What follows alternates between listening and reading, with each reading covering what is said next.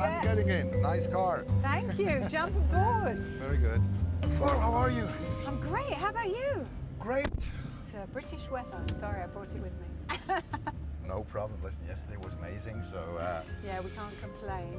So, hi, Geordie. I've got my first passenger here, Jan Edox, CEO of Doxa, and we're going to go for a little ride. But before we leave, show me your watch. I want to do a little wrist check. So, this one is what we launched in the beginning of this year. Okay. It's the Carbon 300 model. The model itself weighs 44 grams only. Wow. And here also the dial is super Luminova, the full dial. Yeah. And full inclusion, so very happy to wear it. Very light, very comfortable. Yes. And it's waterproof, so we're okay. Yes, of course, absolutely. So we prove it now. Yeah. So what do you think, Geordie? It's quite nice, huh? All right, well, we're off. See you later. bye-bye. Bye.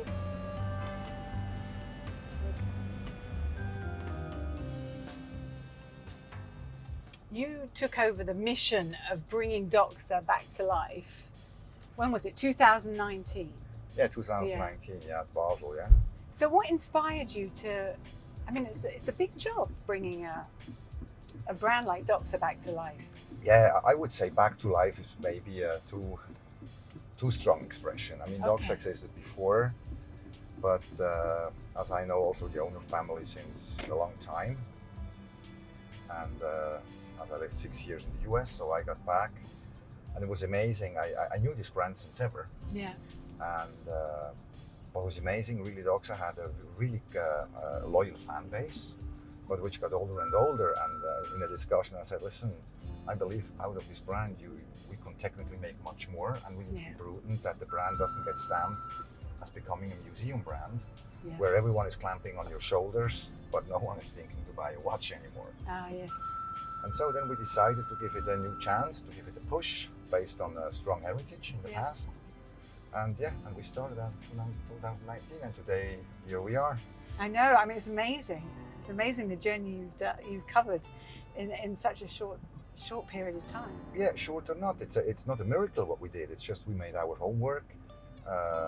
Funny was when I started, also the history of Doxa, when you go back, in the 60s with Jean-Jacques Cousteau. And I went back to my son. At the time he was 14 years old, and I said, by the way, do you know Jean-Jacques Cousteau? Yeah. And his reaction was, "This is a new player from Paris Saint-Germain."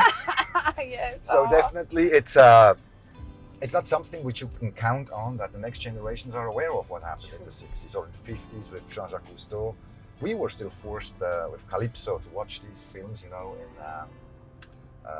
at school. Yeah, of course. So, but the brand has such a strong heritage. It has its place in this watch market. It's unique. And there's so much to tell, and that's what we do now. We just go back, we combine the past with the present, and present also the future in regard to the novelties we launch. Yeah. So I wanted to ask you about that because there is so much heritage. Yeah. How do you keep that, but then create something new for today's modern world? So first of all, it's also a choice of material. That's the first. Secondly, it's also, as we go back in history books, it's not just to go back and make replicas. I ask myself, I hope the people being in charge of Doxa in 50 years, they won't tell, the guys in 222, they also brought them some heritage value, hopefully. No, but it's a combination of material. You go back to combine it with the real story, which happened in the end of the 60s. Such as then to play with material. So the forged carbon in the 60s as it is was not existing. Yeah. So there it's a clear signal. The watch I wear is to combine the past and to bring it up with today's material, which is well, studied. Okay. And for us only, we are more limited in materials because Doxa, as its brand, we're not trying to please pilots or the car industry. Yeah. We stay in the water, so there you have more limitation in regard of potential material which you could use. Yeah, definitely. So what's new for you for Geneva Watch Days? So now we launched finally. It's amazing, the Doxa Army watch in stainless steel with bronze. But this is based also on the launch which we did in the limited edition with Watches of Switzerland this year in April. Yes, I remember that. Yes. Ceramic. But we needed to wait. And I don't want to blame now the Swiss government, whatever. Yeah. But finally, Doxa was in '68 the official timekeeper for the divers, the Swiss Army divers. Oh, that was like the secret, like That was secret, the secret service yes, of the Secret Service. And even Switzerland. at that time, the official people in the army, they didn't know that this division existed, the Army divers. Oh wow. It was a secret. But overall, then also we needed to wait that the Ministry of Defense, Mrs. Viola Amherd, that I think you say declassified, that you have the right to talk about after 50 years. And yes. she did it last November in written. Wow. And so then now finally we can go on the market and tell the full story. Oh, that's great. Oh, how exciting. Yeah, it was really heart touching also, because then we found original mayors from the time. We brought them to New York. Also here we have original living legends, and now they can talk. And I think we would need a 2 hours car drive here. Oh, really? To get all to the what stories. you all told, what they did at the time. It's just amazing. Oh, wow. But it's nice for the brand, you know, it's a real story. And somehow the market knew. But again, now you need to tell stories of today, also the next generation. Listen, go back in time. Look what happened in '68. Yeah. Yeah. Oh, that's great. Oh, so many stories to tell. It's wonderful. I wanted to ask you as well, because we both know most people who wear divers watch, right? Yeah. I mean, I'm not saying they don't get wet, but they don't go, so we would say, more than 3 meters under the water. Yes.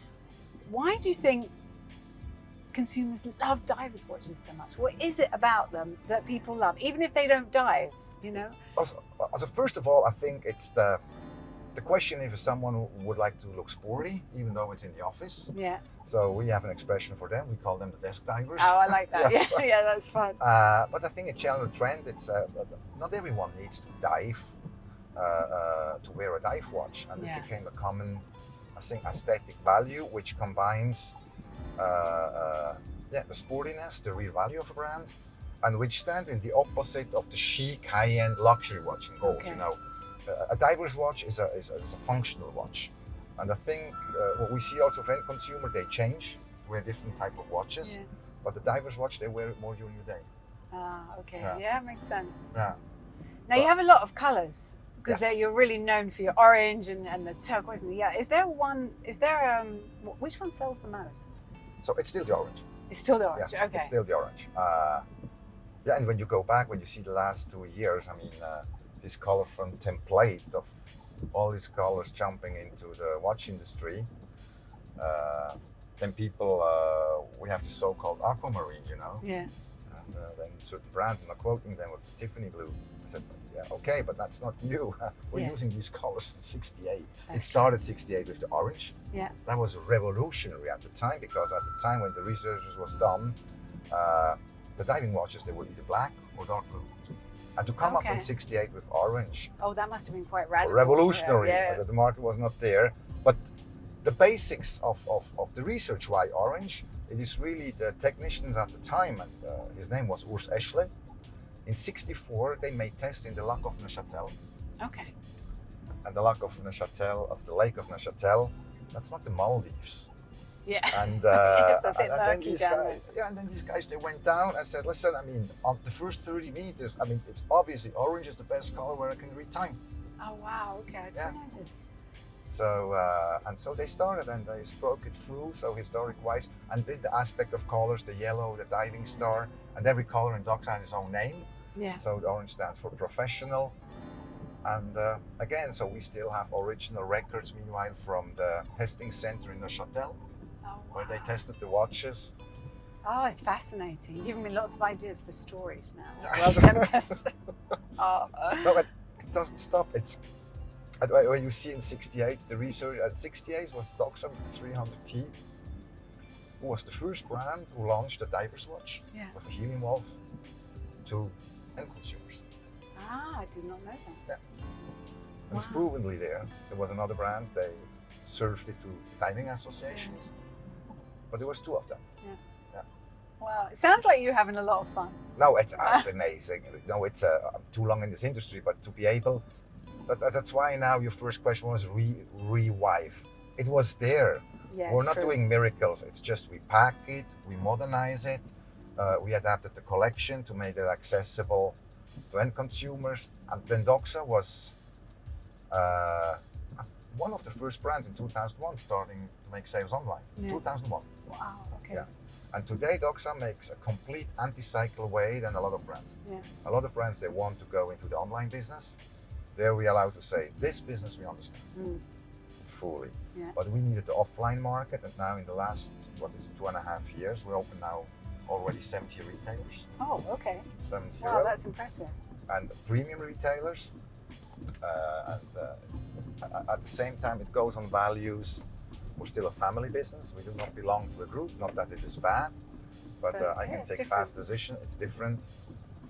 And we still work, when I entered the watch industry, we still have this gentleman agreements groove. Of course, we have contracts, but the love goes with the retailers. It's family businesses, and it's really fun. Oh, that's wonderful. Oh, well, we're arriving now. I think this is where I need to drop you off, right? I think so, yes. Thank you so much for your Thank time. you, It was Sophie. lovely It was to It was a safe have ride. a little Thank you very chat much. before the day starts. Yes. And you've got your brolly, so you're good to go. Very good. Wonderful. There we are. Thank you. Well, have a great you. day. You too, Sophie. All right, thanks. Take care. Good to see Bye. you.